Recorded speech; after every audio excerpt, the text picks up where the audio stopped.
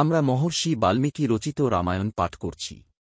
আপনাদের ভালো লাগলে লাইক, কমেন্ট, শেয়ার এবং চ্যানেলটি সাবস্ক্রাইব করে আমাদের পাশে থাকবেন। পাঠে কোনো দোষ ত্রুটি হলে তা নিজ গুণে ক্ষমা করবেন। আজকে আমরা পাঠ করে শোনাব বাল্মীকি রামায়ণের চতুর্থ সর্গটি। শুনতে থাকুন। চতুর্থ সর্গ ৪।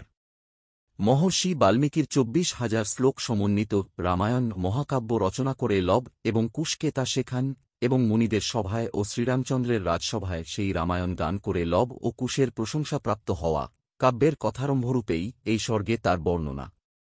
শ্রীরামচন্দ্র রাজ্যলাভ করার পর তাঁর জীবনচরিত ভগবান মহর্ষি বাল্মীকি মনোরম অর্থযুক্ত সুন্দর পদবিন্যাসে রচনা করেন।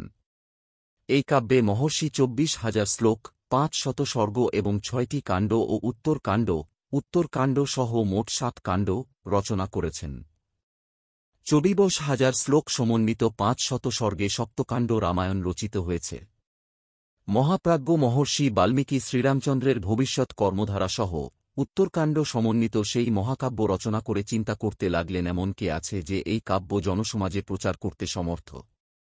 এমন সময় কুশ এবং লব মুনির বেশ ধারণ করে এসে ভাবাবিষ্ট চিন্তামগ্ন মহর্ষির পদযুগল বন্দনা করলেন।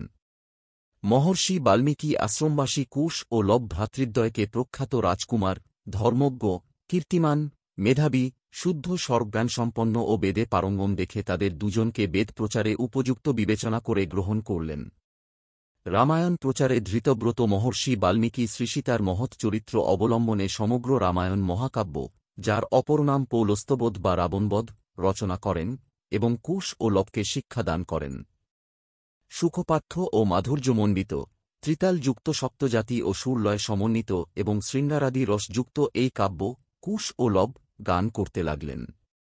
কুশ ও লব ভ্রাতৃদ্বয় সঙ্গীতশাস্ত্রে নিপুণ, সঙ্গীতের স্থান ও মূর্ছন তত্ত্বজ্ঞ, মধুর কণ্ঠস্বরসম্পন্ন এবং গন্ধর্বের ন্যায় রূপবান।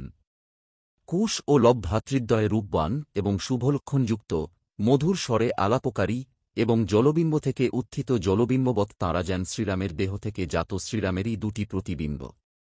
অনিন্দ্যসুন্দর তত্ত্বজ্ঞানী রাজপুত্রদ্বয় সেই ধর্মীয় উত্তম আখ্যান কাব্যটি সম্পূর্ণ কণ্ঠস্থ করে ঋষি, দ্বিজ এবং সাধুদের সভায় মহর্ষির শিক্ষানুরূপ সমাহিত চিত্তে গান করতেন। একদিন সমবেত আত্মজ্ঞানী ঋষিদের সভায় মোহনীয় চরিত্র সৌভাগ্যবান সর্বসুলক্ষণযুক্ত সেই ভ্রাতৃদ্বয় উপস্থিত হয়ে এই মহাকাব্যটি গান করলেন। তা শুনে পরমপ্রীত সেই ধার্মিক মুনিগণ বিস্মিত হয়ে বাষ্পাকুল্লোচনে তাঁদের দুজনকে সাধুবাদ দিতে লাগলেন। আহা! গানের, বিশেষত শ্লোকগুলির কি মাধুর্য, এই বলে ঋষিরা প্রশংসনীয় গায়কদ্বয় কুশ ও লবকে প্রশংসা করতে লাগলেন। তাঁরা দুই ভাই মুনিদের সভায় প্রবেশ করে একসঙ্গে স্বরসম্পদে মধুর, ভাবময়, মাধুর্যমণ্ডিত এমন গান গাইলেন যে তাতে সুদূর অতীতের ঘটনাকে প্রত্যক্ষ বলে মনে হল।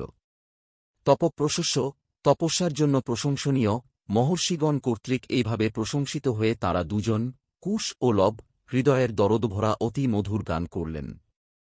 কুশ ও লবের দরদভরা গান শুনে উৎফুল্ল মুনিরা তাঁদের সাধ্যানুসারে দান করলেন কিছু পার্থিব উপহার ও অন্তরের আশীর্বাদ। কোনো মুনি উঠে এসে তাঁদের দুজনকে দান করলেন কলস, কেউ দিলেন বঙ্কল, কেউ বা দিলেন কৃষ্ণাজিন, কেউ বা যজ্ঞসূত্র, কোনো মুনি দিলেন কমণ্ডলু, কেউ দিলেন মঞ্জি, অপর এক মুনি দিলেন কুশাসন, আবার একজন দিলেন কৌপিন।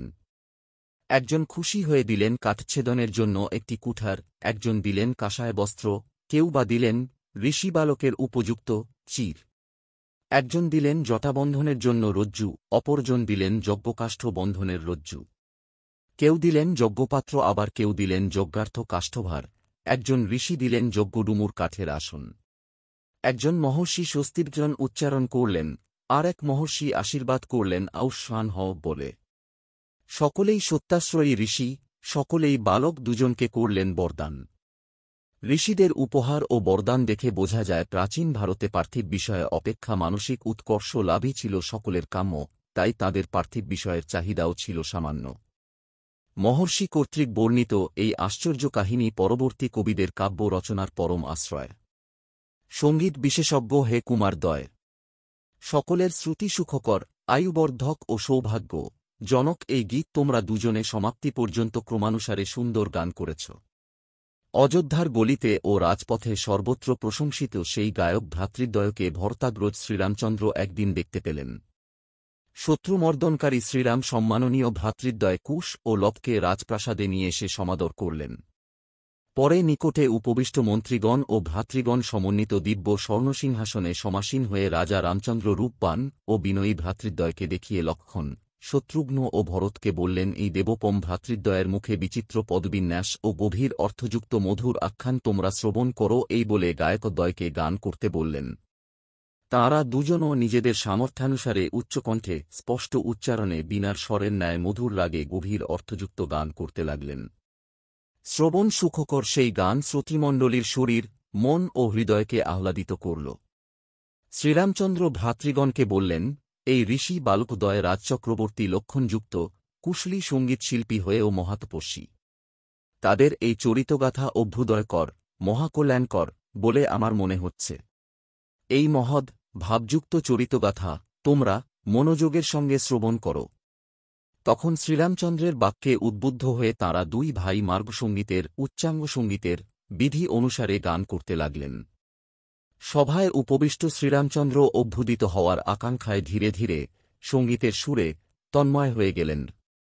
ইত্যার্ষে শ্রীমদ্ রামায়ণে বাল্মীকিয়ে আদিকাব্যে বালকাণ্ডে চতুর্থ সর্গ। মহর্ষি বাল্মীকি বিরচিত আদিকাব্য রামায়ণের বালকাণ্ডে আদিকাণ্ডে চতুর্থ সর্গ সমাপ্ত। রামায়ণের পরবর্তী অধ্যায়গুলো শোনার জন্য আমাদের চ্যানেলটিকে সাবস্ক্রাইব করে আমাদের সঙ্গে থাকুন।